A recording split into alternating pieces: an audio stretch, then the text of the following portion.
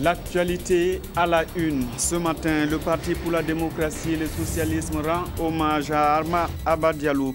Toute la famille socialiste s'est arrêtée hier pour reconnaître le combat de l'ancien député maire de Dori décédé en octobre dernier. Témoignages et commentaires tout à l'heure.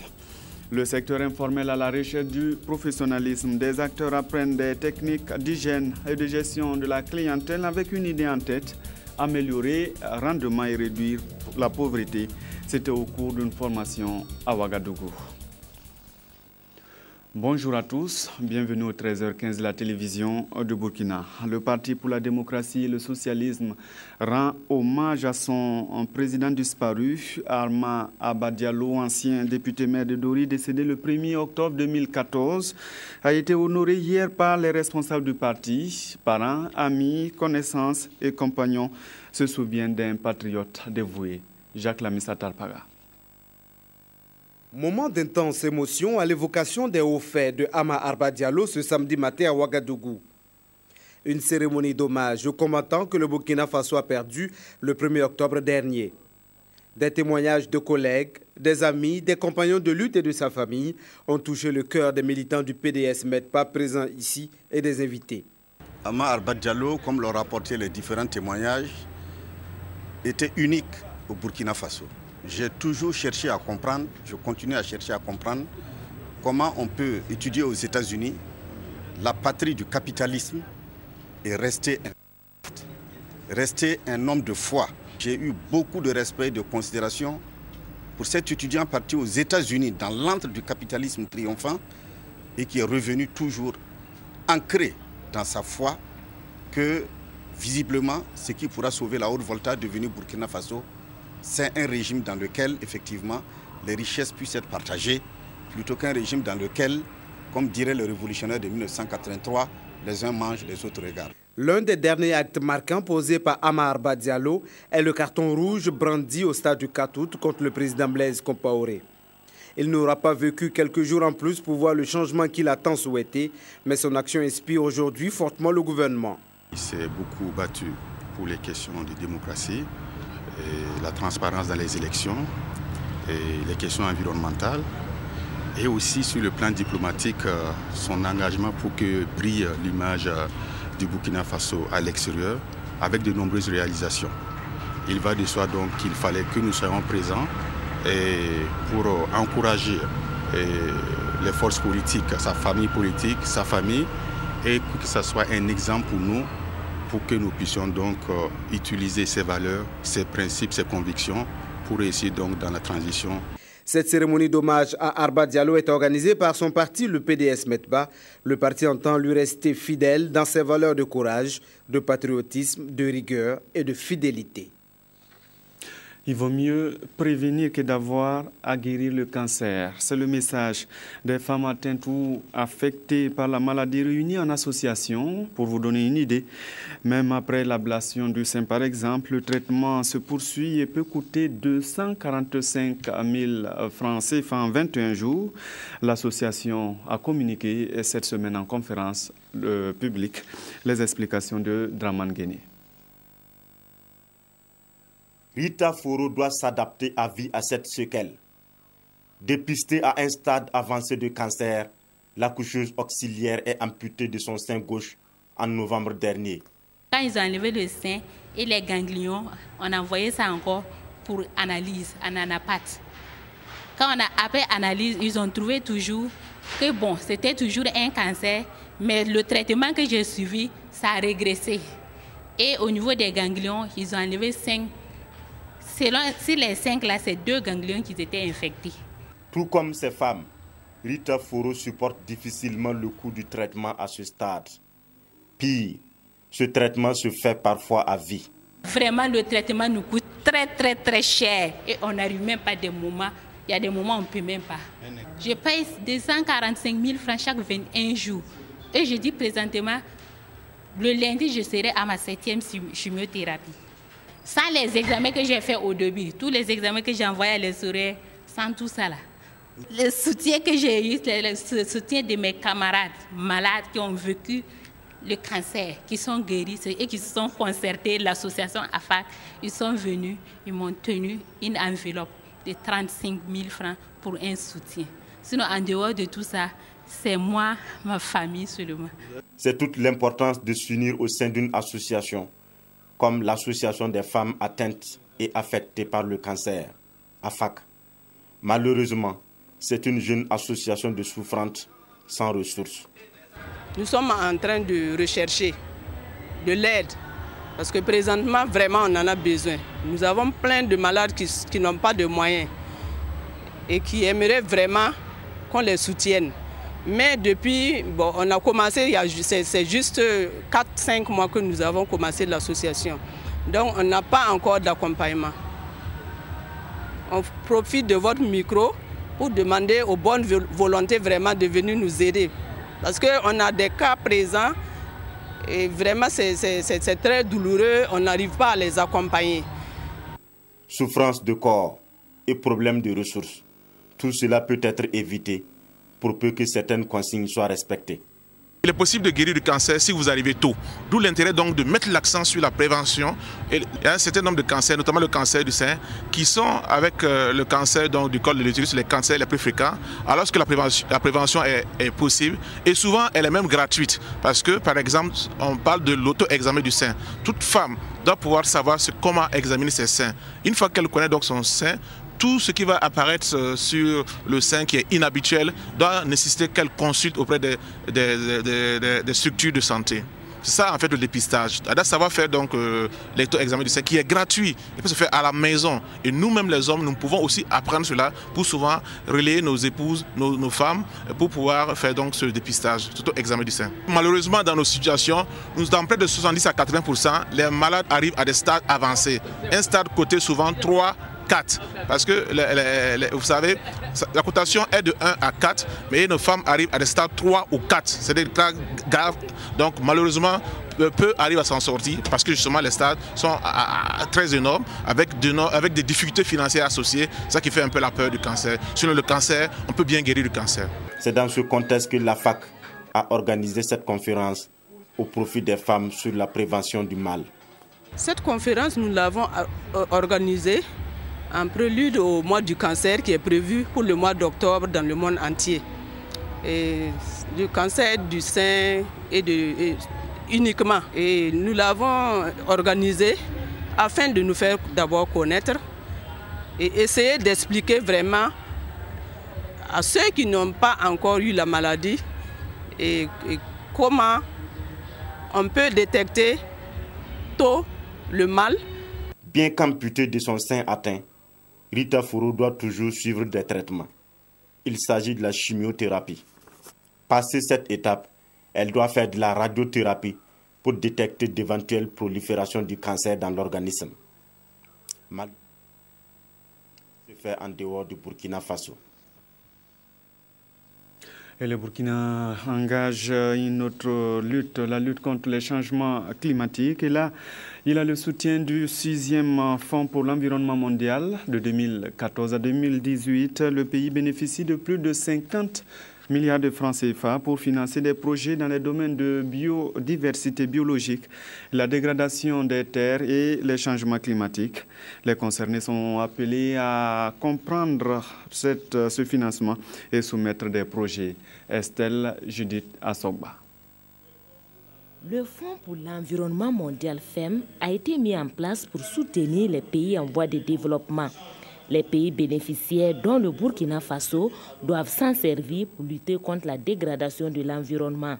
Ce fonds s'élève cette année à 11 330 000 $. Pour une gestion transparente et inclusive de la somme allouée, le ministère de l'économie et des finances et de celui de l'environnement et des ressources halieutiques ont fait appel à tous ceux qui peuvent apporter une action dans le domaine de la protection de l'environnement. À cette rencontre, ils vont informer ces acteurs sur l'existence du fonds afin que chacun puisse postuler en élaborant son projet à soumettre au financement. Notre souci, c'est de ne pas faire du saupoudrage pour avoir vraiment des actions qui peuvent avoir un impact positif sur notre environnement. Donc nous allons passer l'information aujourd'hui. Ceux qui sont intéressés, nous présenterons des projets.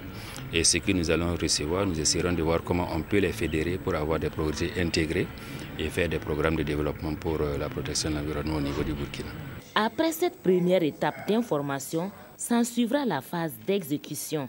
La deuxième étape serait aussi que nous puissions rencontrer ce qu'on appelle les agents d'exécution pour aussi leur dire que le Burkina a bénéficié d'une allocation STAR et que ces allocations seront mises à leur disposition. En dehors du Sénégal, parmi les pays de la région du Sahel, c'est le Burkina Faso qui a le plus bénéficié de ce fonds. Un fonds qui sera mis à la disposition des 3 conventions auxquelles le Burkina Faso a ratifié, à savoir la Convention sur la diversité biologique, la Convention cadre des Nations Unies sur les changements climatiques et la Convention sur la lutte contre la désertification.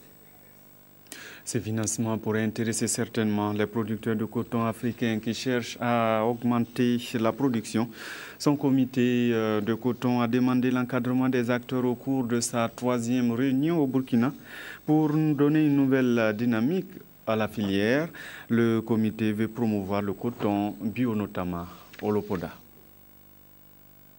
10 000 tonnes de fibres de coton biologique pour la campagne à venir, c'est l'engagement pris par le Burkina, le Mali, le Sénégal et le Bénin au cours de la 3e réunion du comité de pilotage du projet de développement du coton équitable et bioéquitable en Afrique de l'Ouest et du Centre.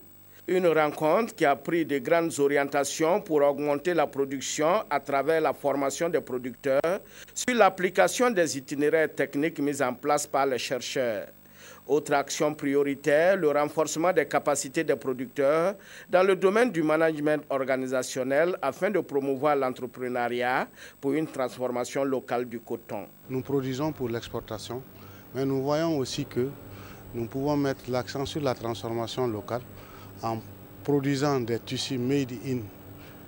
Si vous pouvez me permettre l'expression made in Africa ou bien made dans notre pays, dans nos différents pays respectifs, qu'on ait ces labels avec du coton équitable produit dans ces pays où il y aura de la valeur ajoutée qui puisse faire en sorte que non seulement on va créer des emplois à notre niveau ici, et aussi ça permettra d'améliorer beaucoup le revenu des producteurs. La commercialisation du coton bio est notre défi pour ces producteurs qui ont élaboré un plan d'action relatif à la promotion des achats publics. L'objectif est de booster la commande en vue de donner une nouvelle dynamique à la production du coton biologique.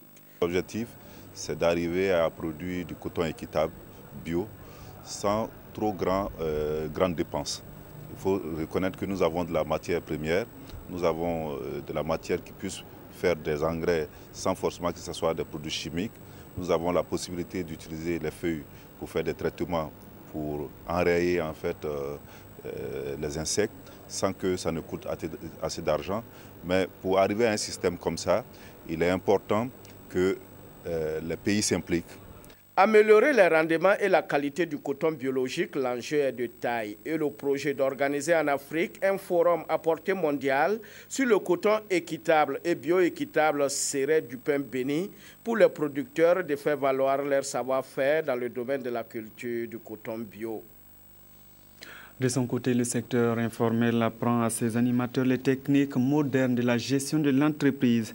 Une formation se donne pour objectif de dispenser des techniques d'hygiène, de gestion de la clientèle et de gestion financière. Le but est d'améliorer les rendements des entreprises et réduire la pauvreté. Ini Walkway, Janine Kambiri.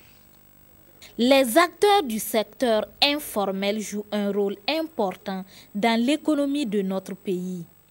Renforcer leurs capacités en matière de gestion de la clientèle, de gestion financière et d'hygiène dans leur lieu de travail. C'est l'objectif poursuivi par le cabinet SIMAREL en organisant une formation à leur intention. On a appris aux acteurs du secteur informel comment être propre et très présentable. Et ensuite, il y avait la gestion clientèle, donc comment gérer les relations avec les clients. Ensuite, dernier point, il y avait la gestion financière, comment gérer son compte en banque, comment même créer un compte en banque et comment développer ce compte pour permettre de développer sa structure financière. Généralement, vous savez que les acteurs du secteur informel, ils n'aiment pas qu'on parle de factures, ils n'aiment pas qu'on parle de bordereaux de livraison, ils n'aiment pas qu'on parle de documents de suivi de gestion de leur stock. Voilà, ce sont ces technicités-là qu'on a un peu étalées devant eux pour leur dire que s'ils veulent avoir aussi des marchés au niveau des services publics, au niveau des entreprises plus grandes, il faut qu'ils s'organisent aussi à utiliser ces outils-là parce que l'oralité aujourd'hui ne peut plus fonctionner. Une initiative saluée par les participants et soutenue par le ministère de la Jeunesse, de la Formation professionnelle et de l'Emploi qui a créé en son sein une direction générale du secteur informel. Nous trouvons que cette formation est la bienvenue parce que ça nous a permis non seulement de pouvoir gérer nos micro-entreprises et aussi de chercher comment chercher les financements pour nos activités également. Et dans le domaine de l'hygiène, nous avons beaucoup appris que dans toute chose, il faut mettre beaucoup sur l'hygiène, mettre beaucoup l'accent sur l'hygiène dans notre entourage, nos milieux et bien d'autres domaines encore. Et ce qui m'a beaucoup touché, on ne savait pas que la potasse que nous utilisons actuellement pour nos cuisines peuvent également nous aider aussi dans le domaine de l'hygiène. On peut les utiliser pour laver nos mains après chaque service. Les notions acquises sur l'hygiène, la relation clientèle et la gestion financière pourraient apporter plus de professionnalisme dans le secteur informel et contribueront à améliorer les rendements dans le but de réduire la pauvreté au Burkina Faso. Le Burkina reconnaissant envers la représentante résidente de la Banque africaine de développement en fin de mission, Ginette Moutetanzo, a reçu les hommages du gouvernement. Avec elle, en 3 ans, son institution a investi 200 milliards de francs CFA. Zalissa Sanfou. Ils lèvent ici leur verre pour dire au revoir à la représentante résidente de la Banque africaine de développement BAD au Burkina Faso. Pendant 3 ans, Ginette Nzo Mouteta aura servi de lien entre l'institution bancaire et le pays des hommes intègres. 3 années au cours desquelles elle a su insuffler, selon le ministre des Finances, un dynamisme nouveau à cette relation de coopération. Ainsi, l'on retient qu'avec elle, ce sont plus de 200 milliards de francs CFA qui ont été déboursés pour soutenir ou accompagner des projets de développement. Nous avons pu faire approuver 8 nouvelles opérations pour un montant d'environ 200 milliards de francs CFA dans des secteurs aussi variés que les infrastructures de transport, dans un projet d'eau et d'assainissement, dans un projet de résilience à l'insécurité alimentaire et nutritionnelle au Sahel, mais avec une composante Burkina Faso. Je me réjouis aussi que nous ayons pu approuver un projet avec le secteur privé, une ligne de crédit à Fidelis, et aussi un appui budgétaire et un appui institutionnel. Et pour toutes ces actions réussies, le Burkina Faso a décidé de lui décerner dans les prochains jours une distinction honorifique. Le passage de Mme Ginette a été caractérisé quand même par sa grande qualité humaine. Donc elle a eu vraiment le contact facile avec les administrations. Elle a été très humble et très modeste. Et ceci étant, elle a engagé beaucoup de résultats en si peu de temps. Donc nous estimons que ce comportement et les résultats atteints méritent vraiment une reconnaissance du pays. Dorénavant, c'est au bord de la lagune Ébrié et au sein de la division de santé de cette même institution bancaire qu'elle va faire valoir ses compétences. Le dialogue interreligieux célébré cette année encore. La journée des communautés religieuses veut favoriser la tolérance religieuse. Un panel a été organisé pour parler de la fraternité malgré les différences de religion pour le développement durable. Nathalie Sawadougou. Ce n'est pas des prières prononcées par les responsables religieux que la journée des communautés religieuses s'est ouverte ce matin. Placée sous le thème « Rôle des leaders religieux dans la promotion de la paix sociale », cette journée se veut un cadre pour raviver les flammes de la fraternité pour une société de paix. L'objectif de cette journée, c'est de rappeler à l'attention de tout un chacun la nécessité et la portée de la paix pour le développement d'un pays comme le Burkina Faso. Parce que nous venons de sortir d'une situation assez délicate et il était de bon aloi que nous puissions réfléchir ensemble à ce qui est important pour notre pays, pour notre devenir commun. Les religions sont au cœur des défis de notre temps. Et pour les responsables des différentes confessions religieuses, ce cadre est une occasion d'échange et de communion. Le dialogue interreligieux est d'actualité selon les modérateurs. Il faut savoir bien l'aborder pour ne pas tomber dans les mêmes erreurs que les autres. Mais que de chemin reste encore à parcourir. Il y a encore du chemin à faire. Parce que j'ai regardé un peu l'ossature de ce dialogue interreligieux. Je suis un peu peiné de ne pas voir les religions traditionnelles. Parce qu'on ne peut pas construire un dialogue interreligieux lorsque on fait fi de notre propre valeur séculaire. Et c'est pourquoi, si j'ai une suggestion à faire, c'est que pour les prochaines éditions, on demande à nos chefs de terre également d'avoir des représentants parmi ce panel-là, parce qu'ils ont leur mot à dire. Cette journée sera aussi célébrée dans les 13 régions du Burkina Faso. Du sport, la lutte, les encadreurs de la lutte traditionnelle en stage de recyclage. Ils sont venus de 10 provinces et en 4 jours pour découvrir les nouvelles règles de la discipline. Ce stage est le 3e en 18 mois. Ruth Biniwatara. La lutte traditionnelle burkinabé se porte assez bien, mais peut et doit mieux faire. De nos jours, le niveau est assez moyen. Parce que par rapport à quelques médailles que nous avons eues, on peut se classer juste après le Sénégal, le Niger et puis le Nigeria. Bon, à l'heure actuelle, le niveau est moyen. Pour ce faire, la conformité avec les nouvelles règles qui régissent cette discipline est l'un des objectifs inscrits par la Fédération burkinabé de lutte dans son programme d'action. Après les formations de novembre 2013 et celles d'août 2014, cette 3e du genre entend faire des encadreurs des coachs bien avertis. Pendant 4 jours, 9 représentants de province actifs dans le domaine de la lutte ont acquis des connaissances qu'ils mettront sans doute au profit de leur club. Il y avait 2 niveaux. Il y avait la phase technique et puis la phase théorique. Alors au niveau théorique, nous avons voulu que nos entraîneurs ne soient plus des accompagnateurs. Il faut qu'ils soient des entraîneurs. Alors il y a certains procédés qu'il faut connaître. Alors tel que les appariements. Alors un entraîneur qui ne sait pas faire un appariement, c'est difficile qu'il puisse vraiment suivre son lutteur. Au niveau de la compétition, il y a 2 niveaux. Est-ce qu'on appelle le championnat et puis est-ce qu'on appelle l'éliminatoire direct? Il faut qu'ils aient cette différence-là. Savoir quand c'est une compétition directe, c'est une compétition en championnat. Alors également au niveau des techniques, ça c'était au niveau des différentes formes de corps, telles que les décalages, les hanchés, il fallait les ramasser des jambes. Le ministère des Sports et des Loisirs, partie prenante dans l'accompagnement de cette discipline, souhaite voir la lutte traditionnelle dans chaque recoin du Burkina à travers son expansion. Nous ne pouvons que les encourager à continuer à qualifier davantage les encadreurs afin que les acteurs puissent aussi connaître un bon encadrement et avec des performances meilleures que nous souhaitons. Les stagiaires, en guise d'encouragement, ont reçu des balances pour réguler un tant soit peu les problèmes de poids dans les provinces. Ils ont également présenté leurs besoins en équipement et souhaité des visites de techniciens sur le terrain pour faire des évaluations. Après plusieurs compétitions, on s'est rendu compte qu'il y avait toujours quand même quelques insuffisances au niveau des encadreurs. Alors, la plupart du temps, ils viennent comme des accompagnants.